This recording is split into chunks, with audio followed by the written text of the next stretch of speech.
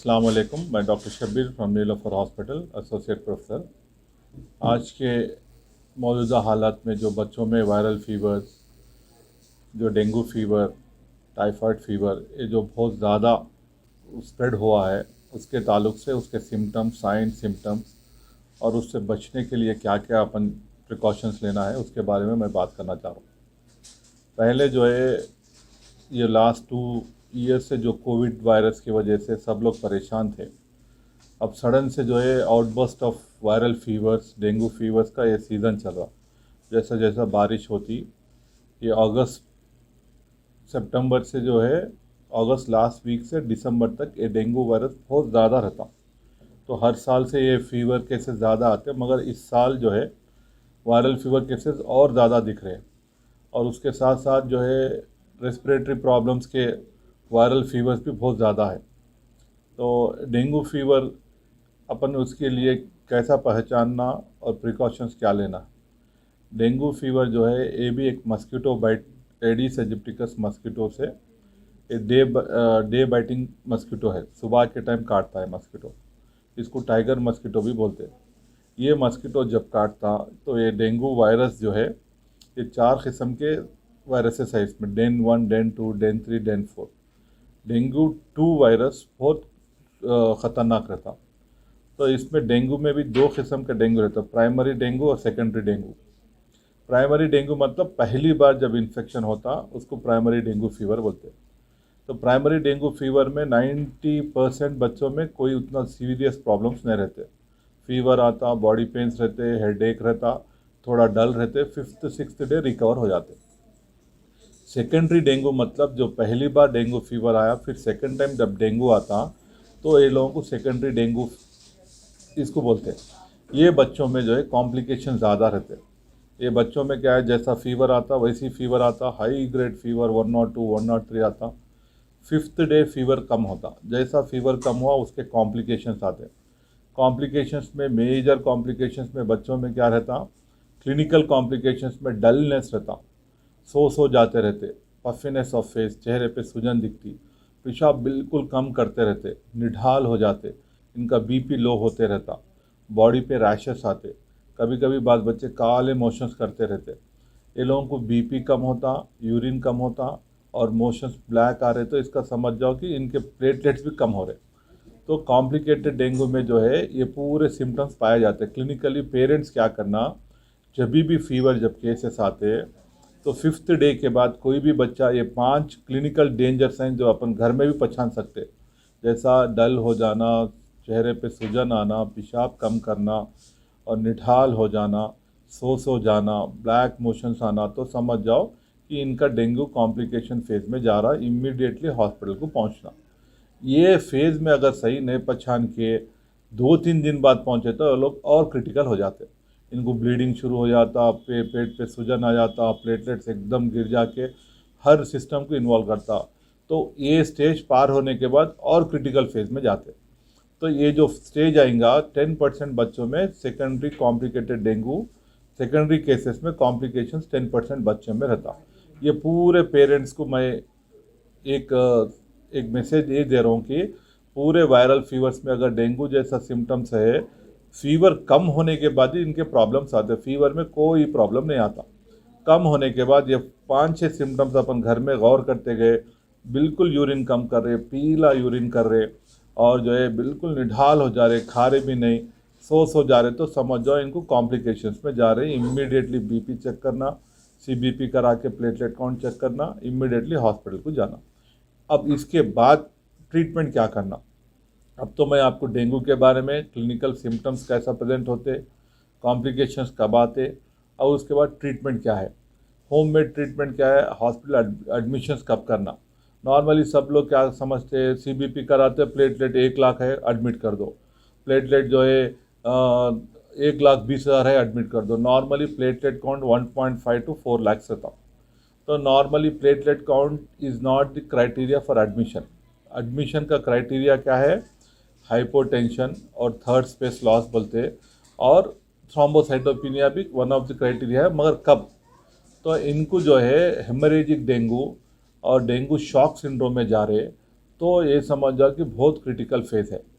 ये critical phase में क्या रहता है, इनके प्लेटलेट काउंट 50,000 से कम होते, इनका बीपी एकदम कम हो जाता, इनके पेट पे सूजन आता, चेहरे पे सूजन आता, यूरिन बिल्कुल नहीं पास करते, ये शॉक सिंड्रोम में जाते।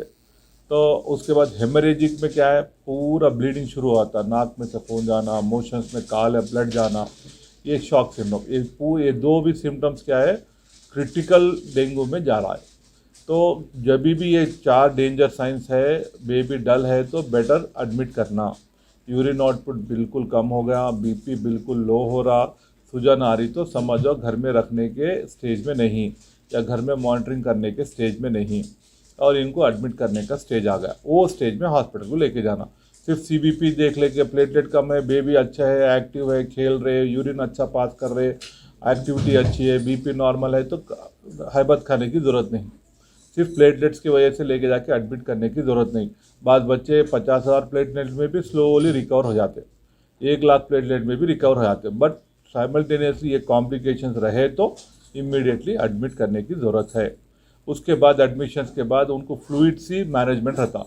डेंगू के बाद से कुछ स्पेशल डेंगू वायरस को मारने का एंटीबायोटिक कोई भी नहीं, इनको सिम्टोमेटिक मैनेजमेंट करते। सिम्टोमेटिक मैनेजमेंट क्या है, अगर समझ जाओ प्लेटलेट्स एकदम कम होकर ब्लीडिंग हो रहा, तो उनको प्लेटलेट चढ़ाते, या एफएफपी बोल के ब्लड को रोकने की ब्लड चढ़ाते, एफएफपी देते, प्लेटलेट्स चढ़ाते, फ्लूइड्स मैनेज करते, फ्लूइड्स दे के मैनेजमेंट करते रहते। जैसा जैसा बीपी कम हो बीपी बढ़ाते रहते, ब्लीडिंग ज़्यादा हो गई ब्लड चढ़ाते, प्लेटलेट्स चढ़ाते, एफएफपी चढ़ाते, फ्लूइड से मैनेज करते। अब बुखार आए तो बुखार की दवा देते, थोड़े मल्टीविटामिन से, ये सब सपोर्टिव मेजर्स करते। डेंगू कॉम्प्लिकेशन में ओनली सपोर्टिव मैनेजमेंट रहता, और सपोर्टिव मैनेजमेंट सही टाइम पे हुआ तो बेबी रिकवरी फास्ट होती। तो एडमिशन्स कब, अपन परेशान कब होना, हॉस्पिटल कब जाना, कब ट्रीटमेंट लेना, ये सब मैं आपको समझाया। अब फिर मैं एक जिस्ट ऑफ द डेंगू का कॉम्प्लिकेशंस और एडमिशन का क्राइटेरिया बोल रहा हूँ। जैसा फीवर कम होने के बाद घर में अपन ये 4 चीज़ें जो देखे हैं, हॉस्पिटल डॉक्टर से मशवरा करना। डॉक्टर अगर एडमिट बोल दिया because of the hypotension, puffiness of face, abdominal distension, तो फ़ौरन लेके जाके एडमिट करना। सिम्टोमेटिक मैनेजमेंट होता, बच्चे जो है फास्ट रिकवर होते। अगर उनको सुपर एडेड कुछ कॉम्प्लिकेशंस है, हार्ट के प्रॉब्लम्स है, किडनी के प्रॉब्लम है, फिर सुपर एडेड इन्फेक्शन हो गया, तो वो बच्चे और थोड़ा मज़ीद परेशान करते। वो लोगों को हाई एंटीबायोटिक्स देते हुए सब मॉनिटर करना रहता। ये रहा डेंगू का। अब seasonal viral fever, seasonal fevers में अब मैं डेंगू के बारे में बात करा। उसी तरह respiratory virus, respiratory flu virus भी जो है बहुत ज़्यादा जो है परेशान कर रहा। अब जो रेस्पिरेटरी केसेस जो आ रहे, रेस्पिरेटरी केसेस में जो है जैसा बुखार आता वैसी बुखार आता, बाद बच्चों को सर्दी, खांसी, दम चढ़ना, इसको ब्रोंकियोलाइटिस बोलते हैं। ये रेस्पिरेटरी वायरसेस में एडिनो वायरस, आरएसवी वायरस, बहुत सारे वायरसेस है जो बच्चों को ए सीज़न में बहुत ज़्यादा दिख रहा। ये सब बहुत सारे बच्चे जो है एक्यूट ब्रोंकियोलाइटिस से प्रेजेंट हो रहे। एक्यूट ब्रोंकियोलाइटिस ये भी एक वायरल इन्फेक्शन है, ये रेस्पिरेटरी इन्फेक्शन है, ये लंग्स को इन्फेक्ट करता, ये वायरल इन्फेक्शन है। इसको वायरल निमोनिया बोलते, इसको वायरल ब्रोंकोनिमोनिया बोलते, इसको एक्यूट ब्रोंकियोलाइटिस बोलते। एक्यूट ब्रोंकियोलाइटिस ये चीज़ है, ये नॉर्मली जो है 2 months to 2 years बच्चों को बहुत परेशान करता। ये वायरल इन्फेक्शन प्रेजेंटेशंस कैसा रहता, बाद बच्चों को जो है हल्की सी सर्दी रहती, बुखार रहता, खांसी रहती, उसके बाद 3rd डे से दम चढ़ना शुरू होता, तेज तेज सांस लेते रहते, बहुत जई आवाज़ आते रहती। 5th डे और ज़्यादा होता। जैसा जैसा 5th डे ज़्यादा हो गया, ये बाद बच्चे जो है स्लोली रिकवर होते।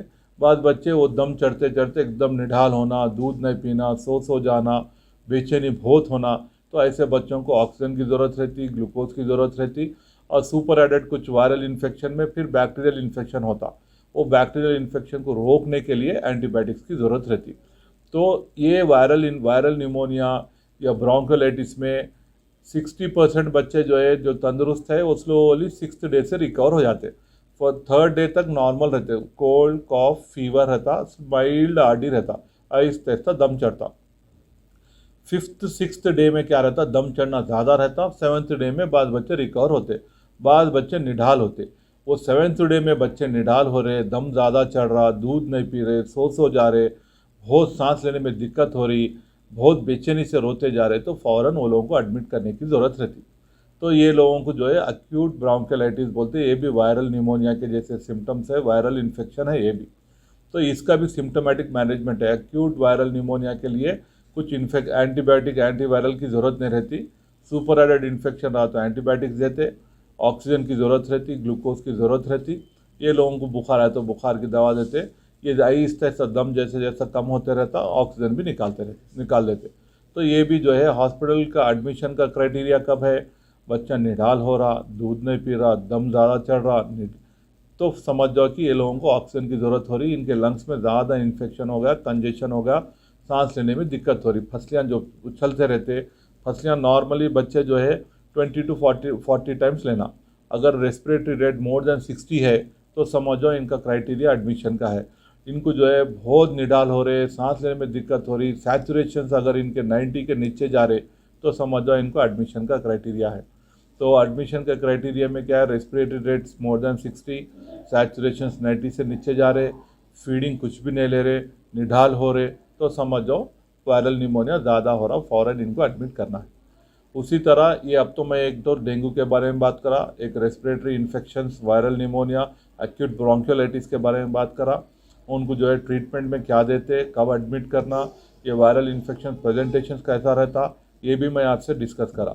और थर्ड चीज़ क्या है, अब जो सीज़न में एक्यूट गैस्ट्रोएंटेराइटिस, ये पानी की वजह से लूज मोशंस हो रहे, ये भी वायरल इन्फेक्शन ही रहते, ये रोटा वायरस, नॉर्वॉक वायरस, ये वायरस ऐसी, उनसे ये लोगों को भी इन्फेक्शंस होते हैं। ये पानी की वजह से या हाथों की वजह से, ग़िज़ा की वजह से, बहरहाल बच्चों में भी ये अक्सर कॉमन रहता। इसमें जो है ये वायरल गैस्ट्रोएंटेराइटिस के साथ साथ एंट्रिक फीवर भी जो है सेम ऐसी प्रेजेंटेशन होता है। एंट्रिक फीवर मतलब टाइफाइड फीवर।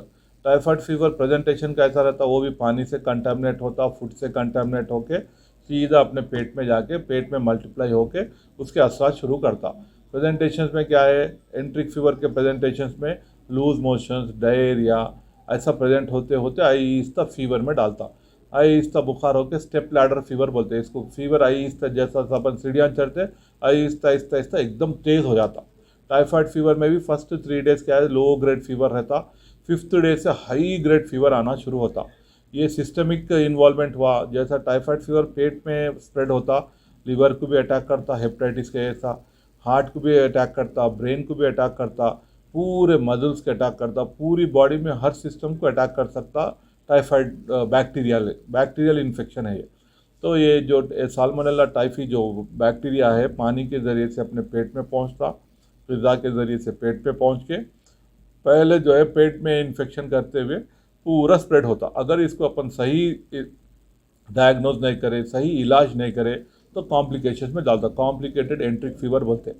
तो सही इलाज करना, सही पहचानना कब, कोई बच्चों को तेज़ बुखार आ रहा, आहिस्ता आहिस्ता बढ़ते जा रहा, बच्चे की ज़बान वाइट होती, कोटेड टंग बोलते, वाइट कोटेड टंग रहता, या नहीं तो छोटे छोटे रैशेस आते, रोज स्पॉट्स बोल के पेट पे, पीठ पे छोटे छोटे स्पॉट्स आते, और थोड़ा निढालपन ज़्यादा रहता। अगर बुखार तेज़ आ रहा, निढालपन रह रहा, ज़बान पूरी वाइट दिख रही, बॉडी पे रैशेस आ रहे, मोशंस हो रहे, तो समझ जाओ ये बच्चे जो है 3 से 5 दिन तक ऐसी कंटिन्यू हो रहा, तो टाइफाइड सस्पेक्ट करना, इमीडिएटली डॉक्टर के पास पहुंचना, टेस्ट कराना, टाइफाइड का इलाज कराना। अगर अपन लापरवाही करें, टाइफाइड फीवर को सही इलाज नहीं कर लिए, वो भी कॉम्प्लिकेटेड टाइफाइड में पहुंच सकता, वो जॉन्डिस में डालता, फिर उसके बाद में गाल ब्लैडर इन्फेक्शन करता, हर सिस्टम को इन्वॉल्व करता। तो कॉम्प्लिकेटेड में जाने से पहले अपन इसकी इलाज करने में अक्लमंदी है। इमीडिएटली जो है ये सिम्टम्स दिख रहे तो डॉक्टर से पहुंच जाना, डॉक्टर से मिलना, उसका एंटीबैक्टीरियल इलाज है। ये लोगों को जो है टैक्सिम दवा देते, ओरली देते, अगर नहीं कम हुआ तो इंजेक्टेबल देते, उससे भी बेहतर दवाएं मोनोसेफ, सिफ्रान जैसी ज़रूरत पड़ती वैसा वैसे दवाएं देते। तो लिहाजा ये जो 3 डिजीज़ जो अब जो कॉमन स्प्रेड हो रहे, जैसा कि डेंगू है, एक्यूट ब्रोंकियोलाइटिस है, या नहीं तो जो है अब टाइफाइड फीवर है, ये 3 चीज़ें जो है ये बहुत ज़्यादा कॉमन बच्चों में स्प्रेड हो रहा है। इसको जो है अपन थोड़े बहुत प्रिकॉशंस घर में करें। बच्चों के लिए प्रिकॉशंस क्या है, अक्सर डेंगू के लिए मच्छर से आता, तो अक्सर बच्चों में आता, क्यों आता कि बच्चों को जो है अपने अतराफ़ में जो है पानी स्टोर करने की क्या आदत है, ये फ्रेश वाटर मस्कीटो है, गंदे पानी में ये मस्किटो नहीं रहता, फ्रेश वाटर में रहता, जैसे फ्लावर पॉट्स में रहता, अपने वाटर टैंक्स में रहता, अपन जो पानी स्टोर करते वो पानियों में रहता। कभी टायर्स ट्यूब्स ये पूरे पानियों में लोटे हुए वहाँ यहाँ रख देते, वो पानी में मच्छर स्प्रेड होता। और बच्चों को अक्सर छोटे बच्चे जो है घर में सुबह के टाइम सोते रहते, सुबह में काटता है, रातों में नहीं काटता है। तो ये जो है डे बाइट फीवर है, डे बाइट मस्किटो है, जो अक्सर ये बच्चों को इससे प्रोटेक्ट करना। तो घर में जो है जो भी पानी अपन स्टोर कर रहे हैं उसको कवर लिड डाल देना। अक्सर जो है इधर उधर का पानी के स्टोरेज जो भी टैंक्स रहते हैं उसको क्लीन करते रहना, मस्किटो स्प्रे करा लेते रहना, और मच्छरदानी इस्तेमाल करना, और मच्छर नहीं आए जैसा पूरा प्रोटेक्शन करना। ये इससे अपन डेंगू से बच सकते। दूसरी चीज़ क्या है, वायरल फीवर है। वायरल फीवर जो है एक बच्चे को आ गया तो दूसरे बच्चे को भी इमीडिएटली कांटेक्ट में आता, तो बच्चों को आइसोलेट करना। तो फ्लू वायरस, ये ब्रोंकोलाइटिस, ये पूरे स्प्रेड होते, कम्युनिकेबल है। एक बच्चा छींक दिया, खांस दिया तो वायरस स्प्रेड होती।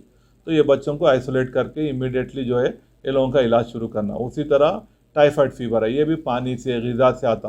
तो जिधर का मन है उधर ग़िज़ा नहीं खाना, कवर जो हॉट है फूड वो लेना ये सीज़न में, और पानी भी गर्म करके ठंडा करके पीना। और कंटामिनेट नहीं हुआ, जैसा पानी जहाँ से भी ले रहे हैं उसमें बड़ा सा एक वो टैप वाटर से लेने की कोशिश करना, डुबा के लेना नहीं, वो कंटामिनेट होने के चांसेस रहते। तो पानी गर्म करके ठंडा करके पीना, और जो है फूड जो है हॉट फूड लेना, बाहर का फूड खाने को अवॉइड करना। इंशाल्लाह जो है ये 3 चीज़ों से अपन बचने के 100% चांसेस है। अगर जो टाइम पे एडमिट करना है, प्लेटलेट्स देख के अपन एडमिट करने की ज़रूरत नहीं। क्लिनिकली बच्चा जो है डल हो रहा, जैसा मैं सिम्टम्स आपको समझाया, जब डेंगू के लिए एडमिट लेना। और ब्रोंकोलाइटिस के लिए एडमिशन कब करना वो भी मैं क्राइटेरिया आपको समझा। उसी तरह डेंगू टाइफाइड के लिए भी जो है कब ओरल लेना, कब इंजेक्टेबल लेना, इंजेक्टेबल इंजेक्शंस कब शुरू करना, जब कुछ भी ग़िज़ा नहीं ले रहा, उल्टियाँ बहुत हो रहे, पेट में दर्द हो रहा, बुखार कम नहीं हो रहा, तो जब इंजेक्शंस का प्लान करना। नॉर्मली जो है ओरल एंटीबायोटिक से भी टाइफाइड फीवर स्टार्टिंग स्टेज में इंशाल्लाह कम हो जाता। ये अपनी तरफ से ये पूरे मैं आपको जो है जो कुछ साइन सिम्टम्स उसके बारे में मैं आपको बोल दिया हूँ। शुक्रिया। और कुछ डाउट्स है तो आप क्वेरी में आप पूछ सकते हैं, मैं इंशाल्लाह उसका जवाब दूंगा। Thank you.